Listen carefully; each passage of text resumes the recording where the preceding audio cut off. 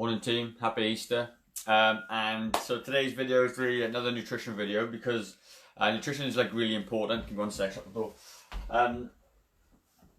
Is obviously very important, but a lot of people really struggle with nutrition. And it's literally because we kind of emotional animals, right? And when we try to go on diets and stuff, we get this emotional block to it that I want a diet, it's got to be restrictive. And to a certain degree, yeah, you've got to kind of restrict some things, but a lot of it takes a lot of effort and a lot of thought, and it's really difficult to do. So, you know, if you're an emotional eater or somebody that needs some kind of like fencing around it, you need some some guidance on it. What you're going to find is that doing what I'm going to show you in a minute will really help you kind of restrain what you do. And the term that we kind of use is cognitive restraint. And cognitive restraint comes in many forms. I'm going to give you 3 ways that you can implement cognitive restraint without actually making it too difficult on yourself, alright? So the first thing, you probably saw the photograph 5 minutes ago as I drew on my plate, alright? Now, when you do this, okay, it's permanent marker pen, so I'm not going to draw any more on it. But when you divide your plate into 3 different segments, first of all, there's a couple of things you want to do. Get a plate that if you put your hand on it, it is about the span of your hand. So this probably wouldn't work. And if you got a small hand and you got a massive plate, it probably wouldn't work that well. But if you got a plate that's roughly about the size of your hand and divide it into 3, what you want to be doing is, that's the best way to do it.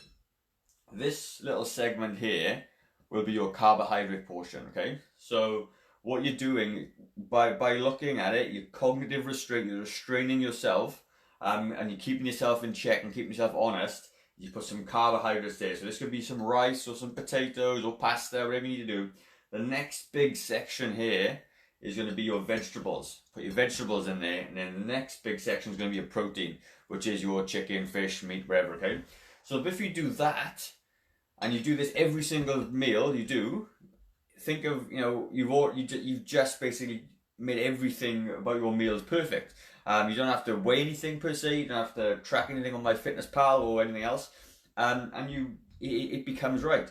So when you do this for a period of time in your main meals, if you still don't lose any weight, then you look to your snacks and say, well, what am I snacking on, and try and change that stuff.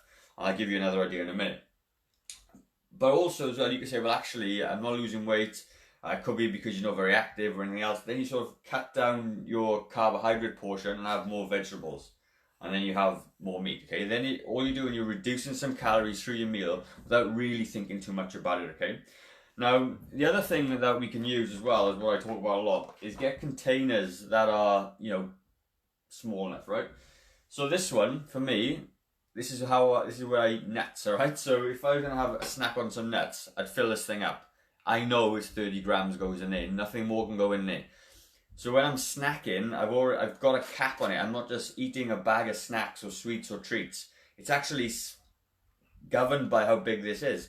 I don't then have to think about weighing it out or counting bloody almonds or whatever. I can just fill that up and I know that's a decent snack for me. So if you're somebody that uses tubes like this to snack on and that's full, then change it to a smaller one. You're still getting the same food and the things that you want, it's just smaller, okay? And you use these things as guides for yourself. So let's just say that you get your meals right, but you're eating lots of snacks like nuts in a container this big. Then you swap this out and you have one of these instead. And that means all you've done is reduced your calories without counting anything, right? Okay, and that's a good way to do it. So you can have containers for all sorts. So I know this one, for argument's sake, I use this for rice, okay? It is 100 grams of raw, uncooked rice will go in there. And I know that'll make about 2 or 3 meals, okay? So if I cook one of these up, I know when I put it on my plate, my carbohydrate source, that works with 3 meals, so 3 lunches from that, okay? Because obviously when you cook it, it expands and full of water. You can do the same for anything you want. So let's just say so if for me in the morning I have egg whites every day, and what I've got a glass which is that size, and I fill that up and I know that's 250 grams. I don't have to count it, I just know that's what it is. And then that helps keep me honest and in check as we go along. So the next thing I'm going to talk about is intermittent fasting. And intermittent fasting, kind of a little bit fatty, but it's actually, you know, it helps you with this cognitive restraint thing. It keeps some guidelines and some boundaries for you. So if you do intermittent fasting, what you do is all you're doing is, instead of waking up in the morning, whatever time you wake up, have breakfast, then you have a snack and lunch and dinner and bed. It forces you to eat between certain hours.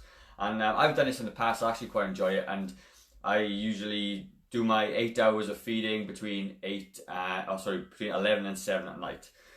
So my first meal is at 11, my last snack is at 7 p.m. And all I've done is I've cut out kind of breakfast. So if you cut out breakfast from your diet, you've cut out, say, 400 calories. Let's just say that's your breakfast. And what you find when you eat lots of meals in a short space of time, you don't actually get that hungry anymore, which stops you from overeating. So sometimes I'll have clients that'll come to me and they've eaten at midday and they come in for a training session at 6. There's 6 hours I've eaten for. Whereas if you eat in intermittent fasting, you condense everything down and you kind of fall, you get lots of energy. All right.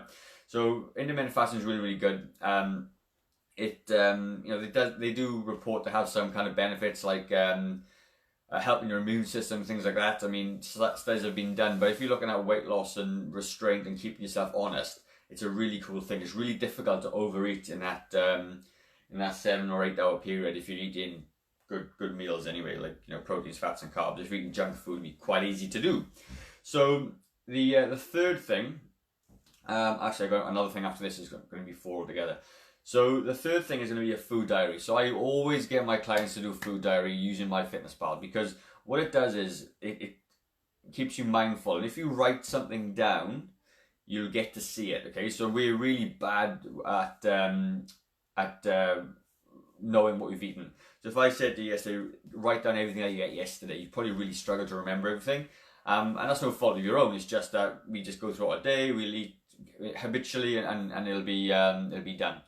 So what you find is, if you keep a food diary or write down what you do, you kind of learn how you do it, and you keep a really good sort of regimented diary of what you eat and your eating patterns. So you'll know. So if you tend to snack or emotionally eat at night, in your food diary you'll see that happen, and then you can kind of, once you know how it's happening, you can kind of put things in place to stop it happening. And you know, if you're tired and things like that, you know, you can eat a little bit more. But if you've got a food diary and you see the pattern, you can try and come up with a solution to stop you from doing that. And what there's been tons of studies done on it. Okay, it's very well researched.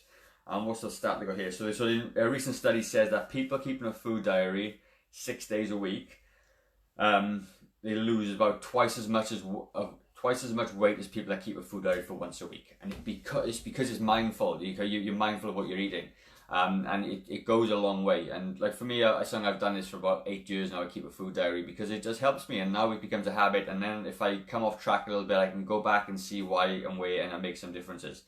The next thing as well you got is it's a little bit harder to do, is mindful eating, and is eating slowly. We're so busy these days that we tend to smash our dinners, and we eat your meal in about 3 or 4 minutes, like sometimes. So if you can eat slowly, if you can spend about 20 seconds eating every mouthful. So if you eat a mouthful, chew for 20 seconds.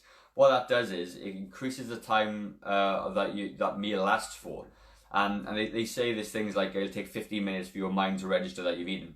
So hopefully, the closer you can get to that 15-minute mark, the fuller you're going to feel, and you're not going to want to eat more after the meal.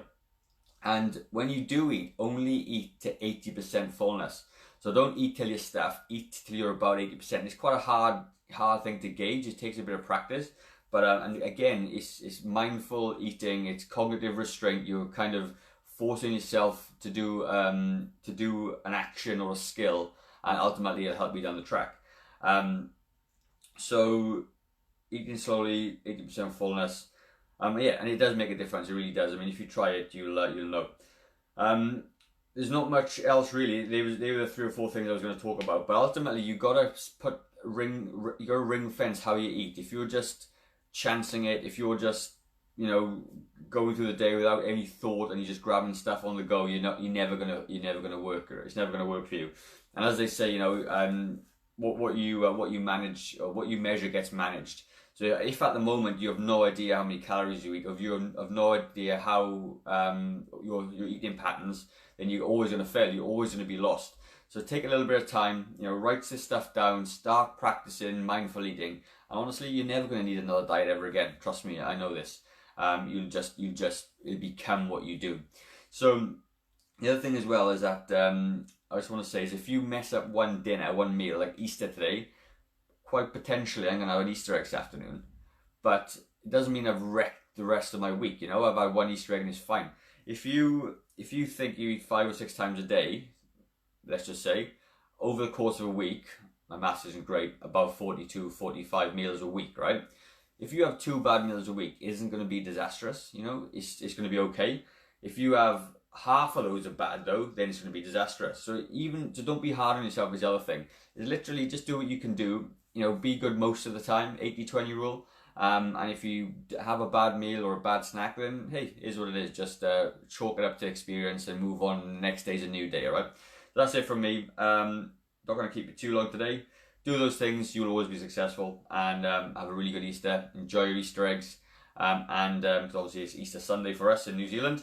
I will be back tomorrow with a workout. So take care, guys. Have a really good day, and I'll see you then. Bye bye.